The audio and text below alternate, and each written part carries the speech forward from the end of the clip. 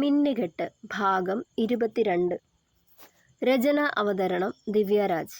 നാണത്തോടെ മുഖം കുനിച്ചു നിന്നു അമ്മാളു. ഇസഹാക്ക് അവളുടെ മുഖം കൈക്കുമ്പിളിലെടുത്ത് ചുണ്ടുകളിൽ മെല്ലെയൊന്ന് തഴുകിക്കൊണ്ട് അമ്മുവിനെ നോക്കി സമ്മതത്തിനൊന്നോണം. മറുപടിയാൽ പെണ്ണൊന്ന് പുഞ്ചിരിച്ചു. അവൻ്റെ അധരം അവളുടെ അധരത്തോട് ചേർന്നു. അവൻ്റെ ഉള്ളിലെ പ്രണയാഗ്നിയുടെ പ്രഭാവം ദീർഘമായ ചുംബനത്തിൻ്റെ ആഴത്തിലൂടെ അവൾ അറിഞ്ഞു. ശ്വാസം വിലങ്ങിയതും മതിയാവാതെ പതിയെ അവളിൽ നിന്നും അകന്നു മാറിക്കൊണ്ട് കള്ളച്ചിരിയോടെ അവളെ നോക്കി. അടുത്തയാഴ്ച ഡോക്ടറെ കാണാൻ പോണം. അന്നല്ലേ എക്സ്റേക്ക് പറഞ്ഞിരിക്കുന്നത്. ഭേദാവുന്നെങ്കിൽ കയ്യിലെ പ്ലാസ്റ്റർ മാറ്റുമായിരിക്കും. എന്നിട്ട് വേണം എനിക്ക് അമ്മൂട്ടിയെ ഒന്ന് നേരാം വണ്ണം കാണാൻ. കുറുമ്പായിരുന്നു ആ കണ്ണുകളിൽ അന്നേരം. പിടപ്പോടെ അവനെ നോക്കുമ്പോൾ നോട്ടം മാറ്റിയില്ലവൻ. വല്ലാത്ത ചമ്മൽ തോന്നി മുഖം കുനിച്ചു നിന്നു അമ്മു. റിമാൻഡിൽ കഴിയുന്ന എസ്തേറിനെ കാണാൻ സ്പെഷ്യൽ പെർമിഷനും വാങ്ങി ചെന്നതായിരുന്നു എഡ്ഡി. അമ്മുവിനെ അവൾ അപകടപ്പെടുത്താൻ ആളെ വിട്ടെന്നറിഞ്ഞതു മുതൽ അവളെ നേരിട്ട് കാണാൻ തീരുമാനിച്ചതായിരുന്നു എഡ്ഡി. ഓർത്തു നിൽക്കെ 2 വനിതാ പോലീസുകാരുടെ അകമ്പടിയോടെ അവളെ അവിടേക്ക് കൊണ്ടുവന്നു. ഇരുമ്പഴിക്കപ്പുറം നിൽക്കുന്നവളെ അധികരിച്ച കോപത്തോടെ നോക്കിയവൻ. എഡ്ഡിയെ കണ്ടതും കണ്ണുകൾ നിറഞ്ഞു അവളുടെ. എന്തിനാടി പൊന്ന മോളെ കരയുന്നത്? ആരോട് ചോദിച്ചിട്ടാടി നീ ഓരോന്നും കാട്ടിക്കൂട്ടിയത്? എഡ്ഡി കടുപ്പിച്ച് ചോദിച്ചതും അമ്പരപ്പോടെ അവനെ നോക്കി. എഡ്ഡി, ഞാനിതൊക്കെ ചെയ്തത് നിനക്ക് കൂടി വേണ്ടിയിട്ടാ. നിന്റെ ആഗ്രഹം പോലെ നിന്റെ ഇച്ഛായനെ അവളിൽ നിന്നും അകറ്റാൻ വേണ്ടി, ജോണിൻ്റെ കണ്ണുനീർ കാണാൻ വേണ്ടി അവനെ പറഞ്ഞു വിശ്വസിപ്പിച്ചു. ആവാം, പക്ഷേ അതൊരിക്കലും അമ്മാളുവിനെ ദ്രോഹിച്ചു കൊണ്ടാവരുതായിരുന്നു. നിനക്കറിയാലോ എനിക്കവൾ ഭ്രാന്താണെന്ന്. അവൾ എനിക്ക് മാത്രം അവകാശപ്പെട്ടതാ. അവളെ ആദ്യമായി അറിയേണ്ടവൻ ഞാനാ. അവൾ മറ്റൊരാളുടെ സ്വന്തമാവാൻ ഞാൻ അനുവദിക്കില്ല. ഇപ്പോൾ തന്നെ നീ കാരണം എന്താ ഉണ്ടേന്നറിയോ? ഇച്ചായൻ അവളെയും കൊണ്ട് പാലേക്കുന്നിലേക്ക് പോയിരിക്കുക. അവരുടേത് മാത്രമായ നിമിഷങ്ങൾക്കായി. അവൾക്ക് ഭേദാവുന്നത് വരെ അവൾക്കൊപ്പം ഉണ്ടാവുമെന്നാ പറഞ്ഞത്. എൻ്റെ സകല പ്ലാനുകളും തകിടം മറിഞ്ഞിരിക്കുക. നിനക്കറിയാലോ, വിവാഹം കഴിഞ്ഞ് 3 മാസമാവുമ്പോൾ ഇച്ചായൻ്റെ സർവ്വ സ്വത്തുക്കളും അവളുടെ പേരിലേക്ക് കൂടി മാറ്റും. അത് കഴിഞ്ഞ് 2 പേരെയും എങ്ങനെയും തമ്മിൽ പിരിക്കണം. എന്നാൽ മാത്രമേ എൻ്റെ പ്ലാൻ വർക്കൗട്ടാവൂ. പക്ഷേ അതിനു മുന്നേ അവരുടെ കൂടിച്ചേരൽ ഒരിക്കലും നടക്കാൻ പാടില്ല. അങ്ങനെ നടന്നു കഴിഞ്ഞാൽ ഞാൻ വിചാരിച്ചതുപോലെ ഇച്ചായനെ നോവിക്കാനാവില്ല. അയാളെ നാണം കെടണം. എല്ലാവരുടെയും മുന്നിൽ ആണത്വമില്ലാത്തവനായി അയാൾ നിൽക്കേണ്ടി വരുന്നത് കാണണം എനിക്ക്. പകയെറിഞ്ഞവൻ്റെ കണ്ണുകളിൽ ചുണ്ടുകളിൽ പുച്ഛച്ചിരിയും. ഇച്ചായ, മതി തമാശ. ആരെങ്കിലും കാണും. ഇതേ പബ്ലിക് പ്ലേസാ. മാറിയിരിക്കും മനുഷ്യ അങ്ങോട്ട്. അവളുടെ കഴുത്തിലായി അമരുന്ന അവൻ്റെ കുറ്റിത്താടികൾ തീർത്ത അലോസരത്തോടെ കെഞ്ചി പറഞ്ഞു അമ്മാളു. കുളപ്പടവിലെ പടികളൊന്നിൽ അവളെയും ചേർത്ത് പിടിച്ചിരുന്നു ഇസഹാക്ക്. തങ്ങളുടെ നിഷ്കളങ്കമായ പ്രണയത്തിൻ്റെ ഒരിക്കലും മായാത്ത കുറേ നല്ല ഓർമ്മകൾ സമ്മാനിച്ച ഇടമാണിതെന്ന് ഓർത്തുകൊണ്ട്. ഡി പെമ്പിളെ, നിന്നോട് ഞാൻ പറഞ്ഞതാ പലതവണ, നോ പറയാൻ നിനക്കിനി അവകാശമില്ലെന്ന്. ഇനി നീ നോ പറയുവാണേൽ പൊന്നു കൊച്ചെ തൂക്കിയെടുത്ത് വെള്ളത്തിലിടും ഞാൻ. അവളെ കൂർപ്പിച്ചു നോക്കിയതും അമ്മുവിന് ചിരി പൊട്ടി. കുപ്പിവിളക്കിലുക്കം പോലുള്ള പെണ്ണിൻ്റെ ചിരിയിൽ മതിമറന്നിരുന്നു ഇസഹാക്ക്. അവളുടെ അരയിലൂടെ കൈ ചേർത്ത് ഉയർത്തിയെടുത്ത് തൻ്റെ മടിയിലേക്ക് പിടിച്ചിരുത്തി ഇസഹാക്ക് അവളെ. ഇച്ചായ, ആരേലും വരൂട്ടോ, നാണക്കേടാവും. മുഖം കുനിച്ചു വീണ്ടും പറഞ്ഞു. ഇവിടേക്ക് ആരും വരില്ല പെണ്ണെ. വല്യപ്പച്ചനും വല്യമ്മച്ചിക്കും കാല് മേലാത്തതാ. അതുകൊണ്ട് എന്നതായാലും ഇവിടേക്ക് വരാൻ പോണില്ല. പിന്നെ ജാനറ്റ്, ആ പാവം പെണ്ണ് ഡെയ്സി ചേട്ടത്തിയെ സഹായിച്ച് അവിടെ തന്നെ നിപ്പുണ്ടാവും. അതുകൊണ്ട് എൻ്റെ പെണ്ണൊന്ന് അടങ്ങ്. അവളുടെ അണിവയറിൽ ഇക്കിളിയിട്ടു നീങ്ങി അവൻ്റെ കൈകൾ. അവൾ ആ കയ്യിൽ മുറുകെ പിടിച്ചു വച്ചു. മതി, എൻ്റെ വയറെവിടെ ഇരുന്നോട്ടെ, വെറുതെ പിച്ചി ഇല്ലാണ്ടാക്കണ്ട. പെണ്ണത് പറഞ്ഞതും കൂർപ്പിച്ചൊരു നോട്ടം ഇട്ടുകൊടുത്തു ഇസഹാക്ക്. എൻ്റെ പിള്ളേർ കിടക്കേണ്ട ഇടവാ. ഞാൻ ചിലപ്പോൾ പിച്ചിന്ന് മാന്തിന്ന് വരും. അടങ്ങിയിരുന്നോണം. എൻ്റെ പ്രോപ്പർട്ടിയിൽ എനിക്ക് തൊടാൻ അവകാശമില്ലേ? അവളെ ദയനീയമായി നോക്കിയവൻ. ഇച്ചായ, മതി ഇവിടെ ഇരുന്നത്, നമുക്ക് പോവാം, കെഞ്ചി പറഞ്ഞു. ഇച്ചിരൂടെ എൻ്റെ അമ്മൂട്ടിയെ കൊതിതീരെ കണ്ടോട്ടെ ഞാൻ. അവളുടെ അരയിൽ വട്ടം പിടിച്ചവൻ. അമ്മാളു തൻ്റെ നെഞ്ചിലേക്ക് ചേർന്നിരുന്നു കുഞ്ഞു പിള്ളേരെ പോലെ. അവളെ ചേർത്ത് പിടിച്ചുകൊണ്ട് അവനിരുന്നു പ്രണയിച്ച് മതിവരാത്തപ്പോൾ. കോളിംഗ് ബെല്ലടിക്കുന്ന ശബ്ദം കേട്ടതും ആനി ചെന്ന് വാതിൽ തുറന്നു. അലസമായി ദൂരത്തേക്ക് നോട്ടമെറിഞ്ഞു നിൽക്കുന്ന എബിയെ കണ്ടതും പെണ്ണിൻ്റെ കണ്ണുകൾ തെളിഞ്ഞു. വല്യമ്മച്ചയെ റുട്ടീൻ ചെക്കപ്പിന് കൊണ്ടുപോവാൻ വന്നതായിരുന്നു എബി. സാധാരണ എല്ലാ മാസവും ഇസഹാക്കാണ് കൊണ്ടുപോകാറുള്ളത്. ഇസഹാക്ക് പാലക്കുന്നിലേക്ക് പോയതിനു മുന്നേ തന്നെ ഇതെല്ലാം പറഞ്ഞേൽപ്പിച്ചിട്ടാണ് പോയത്. എടി ആനി, വല്യമ്മച്ചി എന്തിയെ? റെഡിയായോ ചോദിച്ചുകൊണ്ട് അകത്തേക്ക് വന്നതും സോഫി കത്രീനാമ്മയും കൊണ്ട് പുറത്തേക്ക് വന്നിരുന്നു. സോഫി ആൻറ്റി വരുന്നില്ലേ എൻ്റെ ഒപ്പം? കത്രീനാമ്മയെ ഇരു കൈകളിലായി കോരിയെടുത്തുകൊണ്ട് ചോദിച്ചു എബി. ആനി മോളും കൂടി വരും മോനെ, ഞാനിനി റെഡിയായി വരുമ്പോൾ വൈകും. അവരത് പറഞ്ഞതും എബി ആനിയെ പുച്ഛിച്ചു നോക്കി.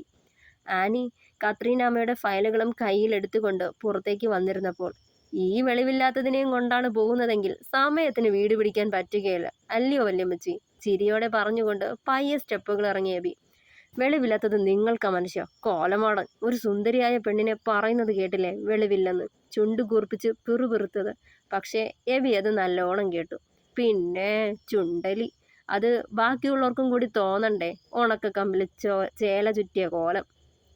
പറഞ്ഞുകൊണ്ട് കാറിൻ്റെ ഡോർ തുറന്ന് വല്യമ്മച്ചിയെ അരുമയായി അതിലേക്കിരുത്തി സീറ്റ് ബെൽറ്റ് ഇട്ടുകൊടുത്തു.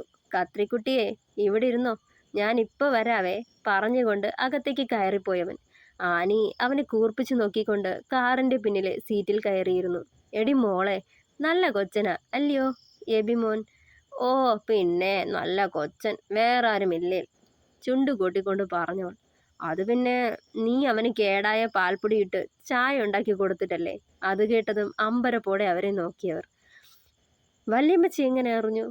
അതൊക്കെ ഞാൻ അറിഞ്ഞു. എടി കൊച്ചേ, നീ വിഷമിക്കണ്ട. നിനക്ക് അവൻ വിധിച്ചിട്ടുണ്ടെങ്കിൽ അവനെ നിനക്ക് തന്നെ കിട്ടും. ജോണിക്കുട്ടൻ വരട്ടെ, ഞാനൊന്ന് സംസാരിക്കാൻ പറയാം. കത്രീനാമ്മ പറയുന്നത് കേട്ടതും സന്തോഷം അടക്കാനായില്ല അവൾക്ക്. നേരായിട്ടും ആടി മോളെ, പക്ഷേ അവൻ്റെ മനസ്സിൽ നീയില്ലെങ്കിൽ പിന്നെ പിന്നാലെ ചിന്നേക്കരുത് പട്ടിയെപ്പോലെ. നമ്മുടെ അഭിമാനം കളയാൻ നിൽക്കരുത്. നിനക്ക് ചേർന്നൊരുത്തനെ എൻ്റെ ചെറുക്കൻ കണ്ടുപിടിച്ച് തന്നോളും. അത് കേട്ടതും മുഖമങ്ങി ആനിയുടെ.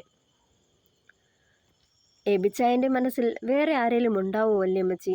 അറിയാൻ മേലടി മോളെ, എന്നതായാലും അവനൊന്ന് വന്നോട്ടെ. അതുവരെ വേണ്ടാത്തതൊന്നും ഓർത്ത് മോള് മനസ്സ് നീട്ടണ്ട. ഈ സമയം എബി കത്രീനാമ്മയുടെ വീൽചെയർ മടക്കിക്കൊണ്ടുവന്ന് ഡിക്കിയിലേക്ക് വെച്ചു തിരികെ ഡ്രൈവിംഗ് സീറ്റിലേക്ക് വന്നിരുന്നു. എന്നാ നമുക്ക് പോവാം അല്ലയോ വല്യമ്മച്ചി? ചിരിയോടെ പറഞ്ഞുകൊണ്ട് കാർ സ്റ്റാർട്ടാക്കിയവൻ.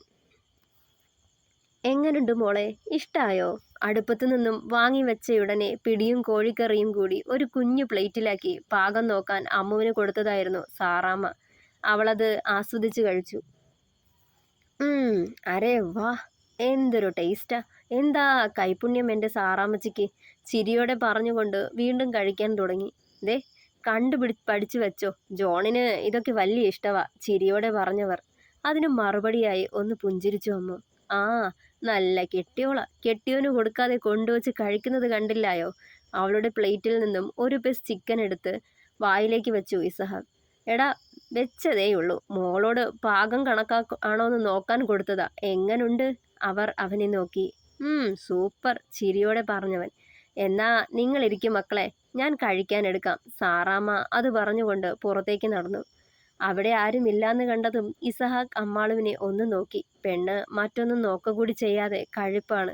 പതിയെ അവളിലേക്ക് അടുത്തുകൊണ്ട് കവളിൽ പിച്ചി ഇച്ചായ അവനെ കൂർപ്പിച്ചു നോക്കി.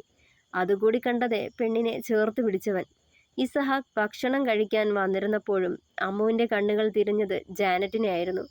വന്നപ്പോൾ കണ്ടതാ, പിന്നെ തേടി നടന്നിട്ടും കണ്ടില്ല. ജാനുവിനെ ഓർത്തുകൊണ്ട് സാറാമ്മയ്ക്കൊപ്പം വിളമ്പാൻ തുടങ്ങി. എൻ്റെ മോളെ, നീ കൂടി ഇരിക്ക്, നിങ്ങൾ ഒരുമിച്ച് കഴിക്ക്. അമ്മുവിനെ നിർബന്ധിച്ച് പിടിച്ചിരുത്തി ചെയറിൽ. വല്യപ്പച്ചനെ വിളിക്കണ്ടേ സാറാമ്മോ? ഞാൻ പോയി വിളിച്ചിട്ട് വരാം. അമ്മു ചാടി എണീക്കാൻ തുടങ്ങിയതും നീ അവിടെ ഇരിക്കും മോളെ, അത് ഞാൻ ഇനിയും വൈകും. ഞങ്ങൾ അന്നേരം ഒരുമിച്ചിരുന്നോളാം, ചിരിയോടെ പറഞ്ഞു. അമ്മുവും ഇസഹാക്കും അവരെ നോക്കി കുറുമ്പോടെ ചിരിച്ചു. ചമ്മിയ ചിരിയോടെ അവർ മുഖം തിരിച്ചു. വല്യമ്മച്ചി, ജാനറ്റ് എവിടെ? കണ്ടില്ലല്ലോ. ചുറ്റും പരതിക്കൊണ്ട് അമ്മ ചോദിച്ചു. അവൾ വീട്ടിലേക്ക് പോയിരിക്കുക മോളെ, അവളുടെ അപ്പന് മരുന്ന് കൊടുത്തിട്ട് വരും. കഷ്ട അതിൻ്റെ കാര്യം, ഈ ചെറുപ്രായത്തിൽ എന്തോരം അനുഭവിച്ചതാ. ഒരു ദീർഘനിശ്വാസത്തോടെ അവരത് പറഞ്ഞു നിർത്തിയതും. അവൾക്ക് എന്താ പറ്റിയ വല്യമ്മച്ചി? ആദിയോടെ തിരക്കി അമ്മാളു. ഡേയ്, വേഗം എണീക്കണുണ്ടോ നീ? ഭക്ഷണം കഴിച്ചിട്ടാ മെഡിസിൻ എടുക്കേണ്ടത്. അവളെ കൂർപ്പിച്ചു നോക്കി ഇസഹാക്ക്.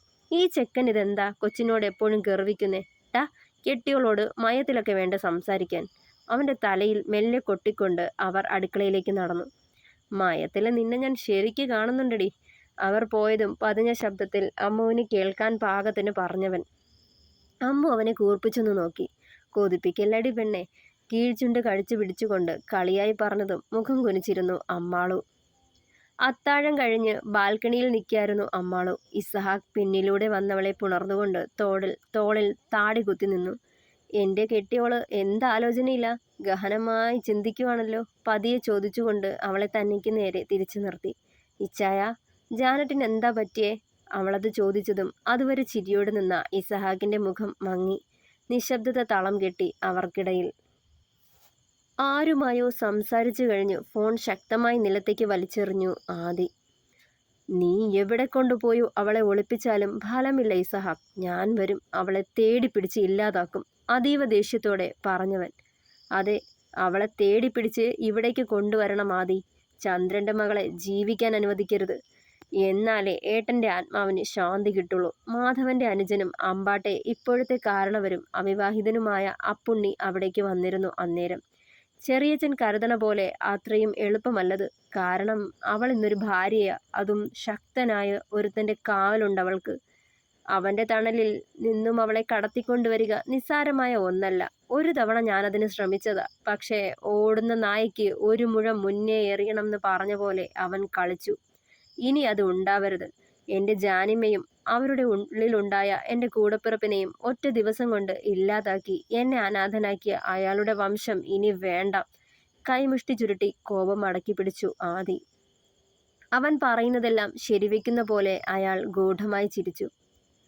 ഇച്ചായ, എനിക്കറിയണം ജാനറ്റിന് എന്താ പറ്റിയതെന്ന്. അതേപ്പറ്റി ചോദിച്ചപ്പോഴെല്ലാം ഇച്ചായൻ ഒഴിഞ്ഞു മാറുക. എന്താന്ന് പറയ്. അമ്മാളു ഇസഹാക്കിൻ്റെ കയ്യിൽ മുറുകെ പിടിച്ചുകൊണ്ട് ചോദിച്ചു. അമ്മു, അത് അവളുടെ കാര്യങ്ങൾ കേട്ടാൽ നീ വിഷമിക്കും. അതോർത്താ ഞാൻ പറയാത്തത്, മുഖം കുനിച്ചു പറഞ്ഞു. അതെന്തായാലും കാണുമല്ലോ, ഇച്ചായൻ പറയ്. അവൻ്റെ മുഖം ഉയർത്തിക്കൊണ്ട് പറഞ്ഞു. അമ്മു, എന്തായാലും നീയും കൂടി അറിയേണ്ടത് തന്നെ. കുഞ്ഞുനാൾ മുതൽ നമ്മൾ കാണുന്നതല്ലേ അവളെ. അന്നു മുതൽ അവൾ ഒരാളെ മനസ്സിൽ കൊണ്ട് നടക്കുമായിരുന്നു. അയാളുടെ കരുതലും സ്നേഹവുമൊക്കെ അവൾ പ്രണയമായി കണ്ടു. പക്ഷേ അയാൾക്കവൾ കുഞ്ഞു പെങ്ങളായിരുന്നു.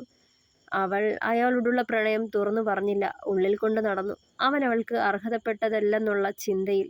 അങ്ങനെ 18 വയസ്സ് തികഞ്ഞതും അവളെ ഒരു പോലീസുകാരന് വിവാഹം കഴിപ്പിച്ചു കൊടുത്തു.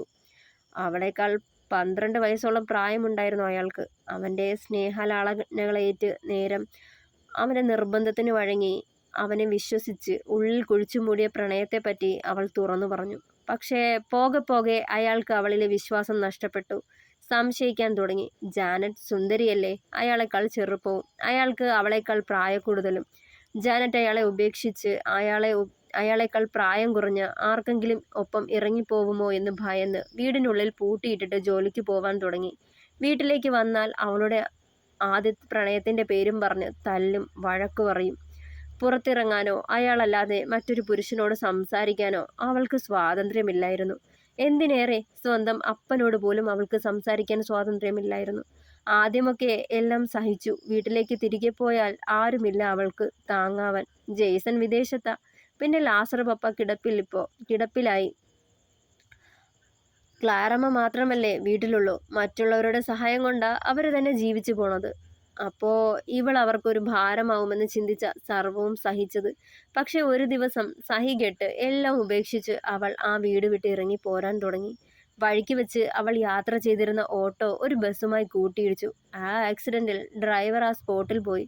അവൾക്ക് ഒരു കാല് നഷ്ടപ്പെട്ടു. അത് കേട്ടതും ഏങ്ങിക്കൊണ്ട് അവനെ നോക്കി അമ്മു. അവൻ്റെ കണ്ണുകളും നിറഞ്ഞിരുന്നു. അമ്മാളു അവൻ്റെ തോളിൽ ചാഞ്ഞു. ഉള്ളിൽ വല്ലാത്തൊരു ഭാരം. തങ്ങളോടൊപ്പം കളിച്ചു വളർന്ന പെണ്ണ്. അവളുടെ ഇന്നലത്തെ കോലം ഓർക്കവേ ഹൃദയം വേദനിച്ചു. അമ്മു, പതിയെ വിളിച്ചു ഇസഹാക്ക്. അവളൊന്ന് പതിയെ മൂളിക്കേട്ടു. ജാനറ്റിൻ്റെ പ്രണയം ആരായിരുന്നറിയോ? അറിയാം, ഭാവവ്യത്യാസമില്ലാതവൾ പറഞ്ഞു. ഇച്ചായനല്ലേ? ഞെട്ടലൊന്നും തോന്നിയില്ല അവനിൽ, ഒരുതരം നിസ്സംഗത മാത്രം. അവളുടെ ജീവിതം തകരാൻ ഞാനും കാരണക്കാരനാണല്ലോ എന്നുള്ള ദുഃഖം. കണ്ണുകൾ തുടച്ചുകൊണ്ട് അവളെ നോക്കുമ്പോൾ അവൻ്റെ നെഞ്ചിലേക്ക് ചാഞ്ഞു. ഇതിൽ ഇച്ചായൻ എന്ത് തെറ്റാ ചെയ്തത്? അറിഞ്ഞിരുന്നില്ലല്ലോ. പറഞ്ഞുവെങ്കിൽ തിരുത്തുമായിരുന്നു. സാരല്ല, ഇതൊന്നും ഓർത്ത് ഇച്ചായൻ വിഷമിക്കണ്ട. ഒന്നും മിണ്ടാതെ അതേ എന്നുള്ള രീതിയിൽ തലയാട്ടുക മാത്രം ചെയ്തു ഇസഹാക്ക്. അല്ല, അവളുടെ മനസ്സിൽ ഇച്ചായനായിരുന്നുവെന്ന് എങ്ങനെ അറിഞ്ഞത്? അമ്മാളു അവനെ നോക്കി. അവർ തമ്മിലുള്ള പ്രശ്നങ്ങൾ വീട്ടിലറിഞ്ഞപ്പോൾ ജാനറ്റിൻ്റെ വീട്ടിലുള്ളവർ ഒത്തുതീർപ്പിന് ശ്രമിച്ചിരുന്നു. അന്നേരം അവരുടെ കൂട്ടത്തിൽ വല്യപ്പച്ചനും കൂടി പോയിരുന്നു അയാളുടെ വീട്ടിലേക്ക്. അവിടെ വെച്ച് അയാൾ എൻ്റെ പേര് ഇതിലേക്ക് വലിച്ചിട്ടിരുന്നു. അതേപ്പറ്റി ചോദിച്ച നേരം പറഞ്ഞതാ. അവളോട് ഇതേപ്പറ്റി ചോദിച്ചപ്പോൾ സമ്മതിക്കുകയും ചെയ്തു. പിന്നെ എന്തോ ഞാനധികം അവളോട് സംസാരിക്കാൻ പോയിട്ടില്ലാടി. ദൂരേക്ക് നോട്ടമയച്ച് അവനത് പറയവേ മുഖമുയർത്തി നോക്കി അമ്മാളു. അവൻ്റെ മുഖത്ത് ദുഃഖം കണ്ടതും വല്ലായ്മ തോന്നി അവൾക്ക്. ഇച്ചായ, നമ്മളിവിടെ വന്നത് എന്തിനാ? കുറച്ചുനാൾ സന്തോഷത്തോടെ സ്പെൻഡ് ചെയ്യാനല്ലേ? എന്നിട്ട് ഇങ്ങനെ ഗ്ലൂമി ആയാലോ? ഒരു രസവും ഉണ്ടാവൂല. അവനെ നോക്കി പറഞ്ഞു. ചെറുതായി ഒന്ന് പുഞ്ചിരിക്കാൻ ശ്രമിച്ചു ഇസഹാക്ക്. എങ്കിലും ജാനറ്റിനെ ഓർത്ത് അവൻ്റെ ഉള്ളിലെ ആധി അണഞ്ഞിരുന്നില്ല. നെറുകിലും കണ്ണുകളിലും തുടങ്ങി ഇസഹാക്കിന്റെ ചുംബനത്തിന്റെ തണുപ്പറിയവേ ഉറക്കത്തിൽ നിന്നുണർന്നു അമ്മാളു. ഉറക്കം മുറിഞ്ഞ പോലെ നീരസത്തോടെ ഒന്ന് ചിണുങ്ങിക്കൊണ്ട് തിരിഞ്ഞു കിടന്നു. അമ്മു, അവളുടെ തോളിൽ ചുംബിച്ചുകൊണ്ട് വിളിച്ചവൻ. ഇച്ചായ, എന്താ? എണീക്കു പൊന്നെ, യു ഹാവ് എ സർപ്രൈസ്. അവളുടെ തോളിൽ മുഖം ചേർത്തുകൊണ്ട് പറയവേ ശ്വാസം അവളുടെ ചെവിമടക്കിൽ പതിച്ചതും കുറുകലോടവൾ തിരിഞ്ഞു നോക്കി. സർപ്രൈസോ? എന്ത് സർപ്രൈസാ ജോച്ചായ? കണ്ണുകൾ ചിമ്മിക്കൊണ്ട് അവനെ നോക്കി. അതിപ്പോഴേ പറയാനാണേൽ പിന്നെ എന്ത് സർപ്രൈസ് ആടി പെണ്ണെ? ഗെറ്റപ്പ്, എണീക്ക് പറഞ്ഞുകൊണ്ട് അവളെ കയ്യിൽ പിടിച്ചുയർത്തി. ഇച്ചായ, അതിന് നേരം വെളുത്തോ? നമ്മൾ ഉറങ്ങാൻ കിടന്നിട്ട് അധികമായില്ലല്ലോ. ജനാലയിലൂടെ പുറത്തേക്ക് നോക്കിയവൾ. പറഞ്ഞത് കേൾക്ക് പെണ്ണെ, എണീക്ക്. അവളെ വലിച്ചെഴുന്നേൽപ്പിച്ചു ഇസഹാക്ക്. ഇച്ചായ, മടിയോടെ അവനെ വിളിച്ചുകൊണ്ട് കൈയെത്തി ടേബിളിന് മുകളിൽ വെച്ചിരുന്ന ഫോൺ ഓൺ ചെയ്ത് നോക്കി. സമയം 11:15. ഇച്ചായ, ഈ പാതിരാത്രി ഇനി എവിടെ പോവാനാ? അവനെ തെല്ലമ്പരപ്പോടെ നോക്കിയവൾ. ഉടനെ ഇസഹാക്ക് അവളുടെ ചുണ്ടുകൾക്ക് മീതെ ചൂണ്ടുവിരൽ വെച്ചു. ഒരക്ഷരം മിണ്ടരുത്. ആരും അറിയാണ്ട പുറത്തേക്ക് പോവേണ്ടത്. വേഗം ചെന്ന് ഫ്രഷായി വന്നേ, ചിരിയോടെ പറഞ്ഞവൻ. വേണോ? മടിയോടെ ചോദിച്ചത്. എന്തൊരു മടിയാ പെണ്ണിന്, പറഞ്ഞുകൊണ്ട് അവളെ തള്ളി ഉന്തി ബാത്റൂമിലേക്ക് പറഞ്ഞു വിട്ടു. അമ്മു കുളി കഴിഞ്ഞ് വന്നതും ഇസഹാക്കിനെ അവിടെ കണ്ടില്ല. പകരം ടേബിളിന് മുകളിൽ അവൾ കണിയൻ്റെ ഡ്രസ്സ് വെച്ചിരിക്കുന്നത് കണ്ടു. മെറൂൺ കളർ ലെഹങ്ക വിത്ത് സ്റ്റോൺ വർക്ക് ചെയ്തത്. അവൾ വേഗം അതെടുത്തണിഞ്ഞു. ഈ സമയം ഇതെന്തിനാവും എന്നവൾ എത്ര ചിന്തിച്ചിട്ടും മനസ്സിലായില്ല. ഉടനെ തൻ്റെ പിറന്നാൾ നാളെയാണെന്ന കാര്യം അവൾ ഓർത്തെടുത്തു. അതാവുമോ സർപ്രൈസ്? എന്നാലും ഒരു സൂചനയും തന്നില്ലല്ലോ. ഈ ഡ്രസ്സൊക്കെ കണ്ടിട്ട് പാർട്ടിയോ മറ്റോ ആവോ? അങ്ങനെയെങ്കിലും ഈ പാതിരാത്രി ആര് വരാനാ? ഓർത്തുകൊണ്ടു നിന്നു ഒരു നിമിഷം. എൻ്റെ അമ്മു, നീ ഇതുവരെ റെഡി ആയില്ലായിരുന്നോ? പെണ്ണെ, വൈകി. ഇസഹാക്ക് മെറൂൺ കളർ ഷർട്ടും ഗോൾഡൻ കരയുള്ള മുണ്ടും ധരിച്ച് അവിടേക്ക് എത്തിയിരുന്നു. അവനെ ആകമാനം നോക്കവേ അവളുടെ കണ്ണുകൾ വിടർന്നു. എങ്ങനുണ്ട്? രണ്ട് കൈയും മാറിൽ പിണഞ്ഞു കെട്ടി വാതിലിൽ ചാരി നിന്നുകൊണ്ട് ചോദിച്ചവൻ. നന്നായിട്ടുണ്ട്, ചിരിയോടെ പറഞ്ഞവൾ. ഇച്ചായ, എൻ്റെ ബർത്ത്ഡേ പാർട്ടിയാണല്ലേ ഇന്ന്? ഓ, മനസ്സിലായോ? ചമ്മലോടെ ചോദിച്ചവൻ. അപ്പോൾ സർപ്രൈസ് പൊളിഞ്ഞല്ലോ. ചിരിയോടെ അവനെ നോക്കി. നാളെ നിന്റെ പിറന്നാളാണെന്ന് നീ എന്നായാലും ഓർക്കുമെന്നറിയാമായിരുന്നു. പിന്നെ ഈ പാർട്ടി വെയർ കാണുമ്പോൾ പാർട്ടിയുള്ള കാര്യവും നീ അറിയും. അതൊക്കെ ഞാൻ നേരത്തെ മനസ്സിൽ കണ്ടതാ. അതുകൊണ്ട് നിനക്ക് വേണ്ടി മറ്റൊരു സർപ്രൈസ് അറേഞ്ച് ചെയ്തിരിക്കുക. മോളിപ്പോൾ ചെന്ന് റെഡിയാവ്, ഞാൻ പുറത്തുണ്ടാവും. നീ അവിടേക്ക് വന്നാൽ മതി. പുഞ്ചിരിയോടെ പറഞ്ഞുകൊണ്ട് താഴേക്ക് നടന്നു ഇസഹാക്ക്. അധികം വൈകാതെ അമ്മു റെഡിയായി പുറത്തേക്കിറങ്ങി. പറഞ്ഞ പോലെ കാറുമായി ഇസഹാക്ക് പുറത്തുണ്ടായിരുന്നു. കുറേ ദൂരം ചെന്ന് ഒരു മൺപാതയ്ക്കടുത്തായി കാർ കൊണ്ട് ചെന്ന് നിർത്തിയ ശേഷം അമ്മാളുവിനെ നോക്കി ഇസഹാക്ക്. അമ്മു, ഇറങ്ങിക്കോ. അവൾ പതിയെ പുറത്തേക്കിറങ്ങി. നല്ല തണുപ്പായത് കാരണം തോളൊതുക്കിക്കൊണ്ട് അവനെ നോക്കി. ഉടനെ ഇസഹാക്ക് അവളെ ചേർത്ത് പിടിച്ചു. കാറിൽ നിന്നും ഒരു സ്കാർഫ് കയ്യിലെടുത്തു. അമ്മു, ഇനി നമ്മുടെ സർപ്രൈസ് അല്ലേ? അപ്പോൾ നിന്റെ കണ്ണുകൾ കെട്ടാൻ പോവാണേ. അവൾ പ്രതികരിക്കുന്നതിന് മുന്നേ തന്നെ കണ്ണുകൾ കെട്ടിയവൻ. ഇച്ചായ, ഒത്തിരി ദൂരം പോണോ? വേണ്ടടാ, അധികമില്ല. എന്നാലും കുറച്ച് നടക്കാം. ചിരിയോടെ പറഞ്ഞുകൊണ്ട് അവളെയും പിടിച്ച് മുന്നോട്ട് നടന്നു. നല്ല തണുത്ത കാറ്റ് വീശുന്നുണ്ടായിരുന്നു. ഇടയ്ക്ക് ഉയരമുള്ള എന്തിലൊക്കെയോ ഇസഹാക്ക് അവളെ പിടിച്ചു കയറ്റുന്ന പോലെ തോന്നി അമ്മാളുവിന്. നിലമൊക്കെ തടി കൊണ്ട് പാകിയ പോലെ. ചവിട്ടുമ്പോൾ ശബ്ദം കേൾക്കാം. പതിയെ സ്റ്റെപ്പുകൾ കയറി മുന്നോട്ട് ചെന്നു. ഒന്നും മിണ്ടാതെ അനുസരണയോടെ അവനൊപ്പം പോയി അവൾ. അമ്മു, കെട്ടഴിക്കാൻ പോവാണേ. അവളുടെ കാതോരം മെല്ലെ പറഞ്ഞു ഇസഹാക്ക്. തുടരും. പ്രിയപ്പെട്ടവരെ, അഭിപ്രായങ്ങൾ പറയണേ. കഥ ഇഷ്ടമായാൽ ലൈക്ക് ചെയ്യുക, ഷെയർ ചെയ്യുക, സപ്പോർട്ട് ചെയ്യുക, ഹൈപ്പ് ചെയ്യുക. താങ്ക്